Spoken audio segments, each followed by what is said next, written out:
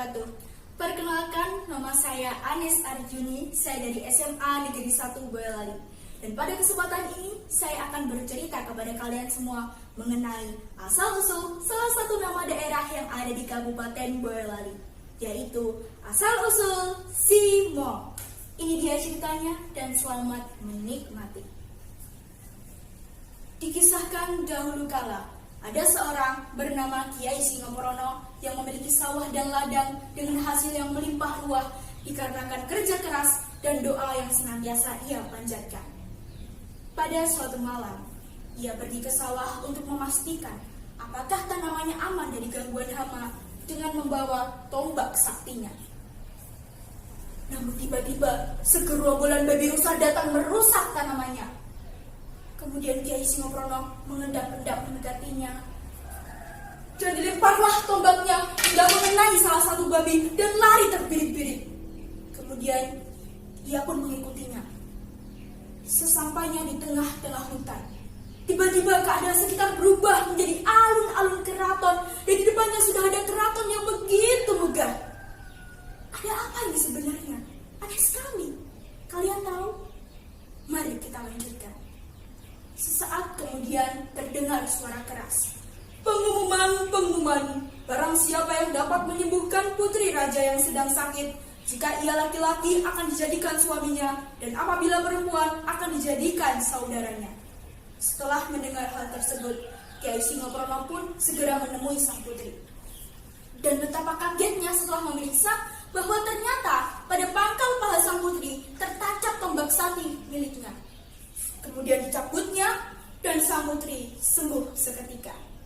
Sesuai dengan janjinya, sang raja menjadikan ia menantunya. Tetapi Kiai Singoporono lupa bahwa ia telah memiliki seorang istri. Hari-hari berlalu hingga tiba saat di mana Kiai Singoporono teringat akan istri lamanya dan berniat untuk pulang ke kampung halamannya. Dan ia pun berpamitan ingin mengembara kepada sang putri. Aku pamit untuk mengembara dalam waktu yang cukup lama. Sang putri menjawab, baik, pergilah, tetapi jangan lupa untuk menjaga dirimu baik-baik. Kemudian ia pun memulai perjalanannya. Namun di tengah-tengah perjalanan tiba-tiba banyak orang mengejar-ngejarnya sambil berteriak, babi rusa, babi rusa. Ia kebingungan. Kemudian ia memohon petunjuk kepada Tuhan yang Maha Kuasa. Dan kembalilah lagi ia ke keraton untuk berganti pakaian usang yang dulu ia kenakan. Setelah memulai perjalanan kembali, ia tidak lagi diteriaki babi rusa. Setelah menempuh perjalanan selama seharian, sampailah ia di rumahnya. Namun, masyarakat dan istrinya justru terkaget-kaget dengan kehadiran Kiai Singoporono. Mengapa demikian?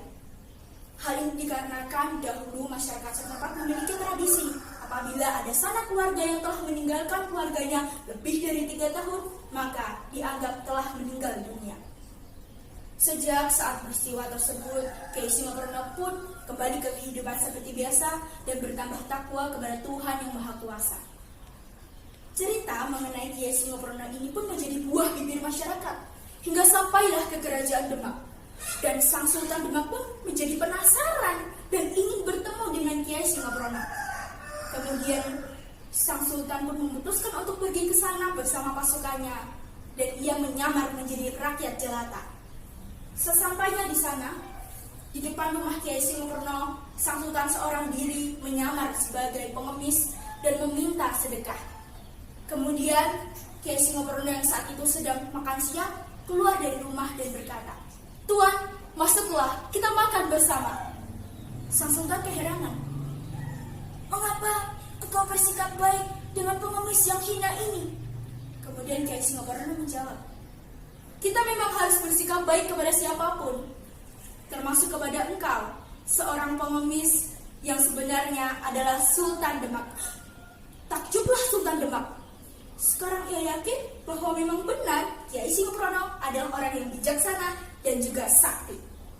Kemudian sang Sultan menyampaikan maksud kedatangannya. Ia ingin meminta bantuan kepada Kiai Singoporono karena ia akan menaklukkan kerajaan Pengging. Namun Kiai Singoporono tidak setuju dan menolaknya. Setelah terjadi perdebatan yang panjang, akhirnya Kiai Singoporono mengeluarkan syarat.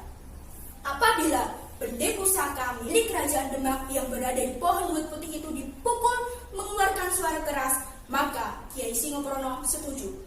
Dan sebaliknya, jika tidak, maka sang sultan bersama pasukannya harus kembali lagi ke Kerajaan Demak. Menanggapi hal tersebut, sang sultan pun segera menuju ke pohon wit putih tempat pasukannya beristirahat. Kalau kalian ingin tahu, pohon itu posisinya berada di sebelah barat kantor Kecamatan Simo, Boyolali. Lanjut ya ke ceritanya. Sesampainya di sana, ia memerintahkan salah satu prajuritnya untuk memukul benda pusaka. Setelah itu dipukulnya. Bong! Bong! Bong! Suaranya mirip dengan auman harimau yang menggegerkan masyarakat setempat. Mereka semua ketakutan, berlarian, dan berteriak, "Allah Simo! Allah Simo!" Yang artinya, ada harimau, ada harimau. Kemudian sang sultan mendekati mereka dan menjelaskan bahwa suara tersebut bukanlah berasal dari auman harimau sesungguhnya, melainkan berasal dari benda pusaka yang dipukul oleh prajuritnya. Setelah masyarakat tenang, sang sultan berpesan, apabila suatu saat nanti tempat tersebut dibangun sebuah desa, maka dinamakan Simo, yang artinya harimau. Kemudian mereka pulang ke rumah masing-masing, dan sejak saat peristiwa tersebut, maka tempat tersebut dinamakan Simo. Ini dia asal mula nama Simo, yang merupakan salah satu kecamatan yang ada di Kabupaten Boyolali. Demikianlah kisahnya, semoga bermanfaat. Apabila terdapat kesalahan, mohon dimaafkan. Wassalamualaikum warahmatullahi wabarakatuh.